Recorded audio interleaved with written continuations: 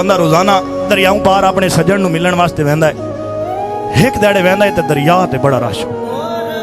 मला को पूछता है भाई अगे तो भी याद एक तू होना है एक मैं होना। बहु हद हो तो दरिया का पानी होंदा है, तू बेड़ी होंदी आई, अज ये रश क्यों? मला उन्होंने सच्ची गल नहीं दस सकता भाई मैं इन्हू किवें दसा भाई तेरा सज्जन तो हमेशा वास्ते किसी का हो गया ते जाऊ है। मला चुप कर गया। बात मला अनुवाद है बड़ी मुद्दत तो बाद मुसाफिरां दा है गरम बाजार अज खैर तो है। बड़ी मुद्दत तो बाद मुसाफिरां दा है गरम बाजार अज खैर तो है। रुत दुल्हन वांगू सज गई है एडा हार सिंगार अज खैर तो है।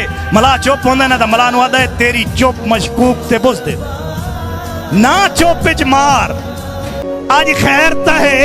क्यों भीड़ है काविश पतना ते दरिया तू पार अज खैर ते।